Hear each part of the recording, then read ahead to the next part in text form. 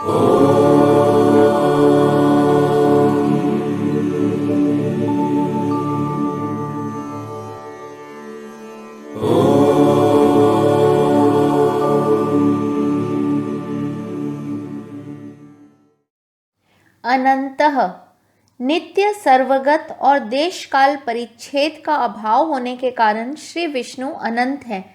प्रकाश स्वरूप भगवान के प्रभाव, प्रकाश और प्रसार की कोई सीमा नहीं है।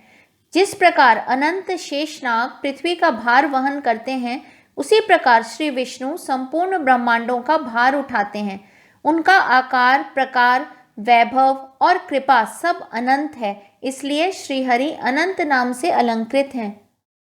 हुतभुक विभिन्न देवताओं को यज्ञ में हवन की गई सामग्री भगवान विष्णु को ही प्राप्त होती है, क्योंकि वह ही असीम आत्मा है जो पृथ्वी एवं अन्य लोकों में सब रूपों में गत हैं। संसार के जीवों द्वारा यज्ञ, अनुष्ठान, कर्म, विचार जो कुछ भी किया जाता है, सब हमारे अंदर बैठे परमात्मा ही उपभोग करते हैं। इसलिए श्री नारायण हुतभुक नाम से संबोधित किए जाते हैं। भोक्ता जीवन के सभी कर्तव्य कर्मों को करते समय प्राणी को अनुभव करना चाहिए कि इन सब अनुभूतियों का वास्तविक आनंद लेने वाले आनंद घन परमात्मा सबके अंतरतम हृदयासन पर विराजमान तृप्त हो रहे हैं। जीव के संतोष से परम भोक्ता नारायण तृप्त हो जाते हैं। हृदयाकाश में विराजमान श्री विष्णु स्वयं की तृप्ति के लिए समस्त भोगों के भोक्ता हैं। सुखद भगवान अपने भक्तों को उनके अंतिम आध्यात्मिक लक्ष्य मोक्ष के नित्य आनंद का अनुभव प्रदान करते हैं, इसलिए सुखद कहलाते हैं। भगवान जीव के चारों ओर वायुमंडल पवित्र कर उसे लौकिक और अलौकिक सुख दोनों प्रदान करते हैं। तब जाकर जीव को पावन सुख की अनुभूति होती है। ये श्री विष्णु की ही कृपा है। नैकजः भगवान एक बार नहीं लेकिन अनेक बार अनेक रूपों में विभिन्न अवतारों में भक्तों की सेवा के लिए जन्म लेते हैं, इसलिए नैकज कहलाते हैं। वास्तव में सभी जन्म उस ईश्वर की ही अभिव्यक्ति है, क्योंकि सभी देहों में वह परमात्मा ही एकमात्र चैतन्य है जो अपनी असीम महिमाओं को अभिव्यक्त करते हैं। अग्रज अग्रज अर्थात जो सबसे पहले जन्मा, सब उस ईश्वर से ही उत्पन्न हुआ, इसलिए ईश्वर मूल प्रथम कारण है। उनसे ही सर्वस्व उत्पन्न होता है, उनमें ही सर्वस्व स्थित है और उनमें ही सर्वस्व अंततः विलीन होता है, इसलिए ईश्वर को अग्रज कहते हैं। जीवों को उत्पन्न करने से पहले भगवान थे, इसलिए बड़े भाई यानी अग्रज नाम से विभूषित हैं। अनिर्विष्ण सर्व कामनाएं प्राप्त होने के कारण भगवान परिपूर्ण हैं, इसलिए अनिर्विष्ण कहलाते हैं। पूर्ण काम भगवान के लिए कोई प्राप्त करने योग्य वस्तु अप्राप्त है, न कोई कर्तव्य शेष है। वे तो लोक कल्याण के लिए कर्म करते हैं। वे सदैव प्रसन्न, प्रफुल्ल, प्रेरणादायी रहते हैं। वे स्वयं भी प्रसन्न रहते हैं और दूसरों को भी प्रसन्नता प्रदान करते हैं।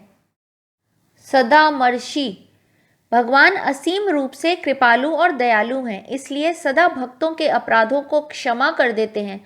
सभी प्राणियों के पिता भगवान विष्णु अपने बालकों के अक्षम्य अपराध भी माता के समान क्षमा कर उन्हें सन्मार्ग की राह पर अग्रसर करते हैं, इसलिए सदामर्षि कहलाते हैं।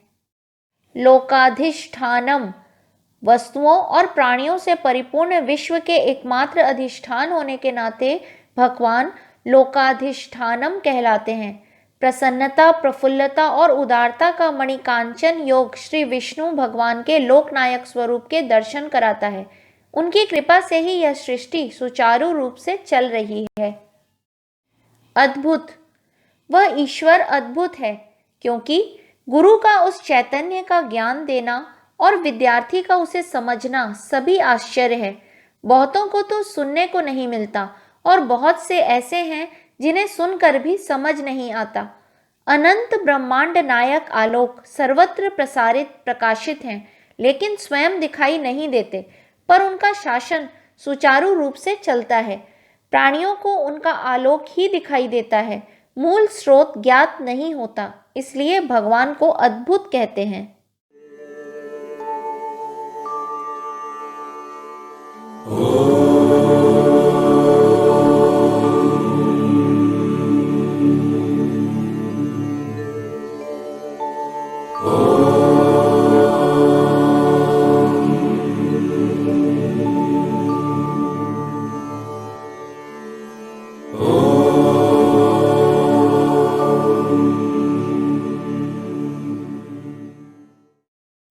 सनात, सनात अर्थात शाश्वत। भगवान विष्णु आरंभ और अंत रहित हैं। वे तो अजर अमर नित्य नूतन हैं, इसलिए सनात कहलाते हैं। वे देश और काल को प्रकाशित करते हुए सबसे प्राचीन हैं, फिर भी अत्यधिक नवीन लगते हैं। वे समय स्थान किसी के भी बंधन में नहीं हैं, इसलिए शाश्वत निर्विकार हैं और सदैव थे और सदैव रहेंगे। सनातन तमः, सबके कारण होने से भगवान विष्णु ब्रह्मा आदि सनातनों से भी अत्यंत सनातन होने के कारण सनातन तमः कहलाते हैं। सन अर्थात प्रेम, आदर, आशीर्वाद प्राप्त करना। सनातन तत्वों में सबसे अधिक सनातन भगवान विष्णु ही हैं। भगवान सनात पुरुष की कृपा से निस्वार्थ कर्तव्य कर्म करने वाले भक्तों को प्रेम, आदर, आशीर्वाद प्राप्त हो जाता है। कपिल, परमेश्वर स्वयं महर्षि कपिल के रूप में प्रकट हुए और सांख्य दर्शन को प्रतिपादित किया। गीता में भगवान श्री कृष्ण अपनी महिमा की उद्घोषणा करते हुए वर्णन करते हैं कि सिद्ध पुरुषों में मैं कपिल मुनि हूँ। कपि, सूर्य अपनी किरणों से जल का पान करता है, इसलिए कपि कहलाता है। सूर्य धरती की सतह पर समाये हुए जल तत्व का वाष्पीकरण करके प्रत्येक वस्तु को शुष्क करता है। कपि का एक अर्थ भगवान के वराह अवतार से भी है। अप्यय, सृष्टि के आरंभ से अंत तक विश्वात्मा का विस्तार होता है और अंततः सारी सृष्टि विश्वात्मा में ही विलीन हो जाती है, इसलिए श्री नारायण को अप्यय भी कहते हैं। संपूर्ण विश्व की वासनाएं, तात्पर्य कारण शरीर माया है और समष्टि कारण शरीर के माध्यम से अभिव्यक्त आत्मा ईश्वर है। श्री नारायण ईश्वर हैं, जिसमें प्रलय काल में अनुभवों का पूरा विश्व विलीन हो जाता है। स्वस्तिदः, ईश्वर अपने भक्तों को परमानंद रूप मंगल देने वाले हैं, इसलिए स्वस्तिदः कहलाते हैं।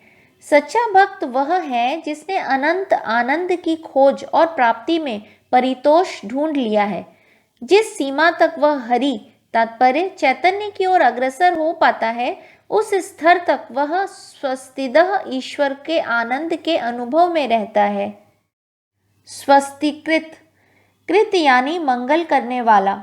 जो साधक ईश्वर की ओर अग्रसर होता है वह जीवन में अधिक आनंद और शांति की अनुभूति करता है, लेकिन जो केवल इंद्रियों के सुखों के पीछे भागता है और सत से दूर होता जाता है, वह अधिक दुख, उत्तेजनाओं, आंसुओं और त्रासदियों का अनुभव करता है, पूर्ण अमंगल में रहता है।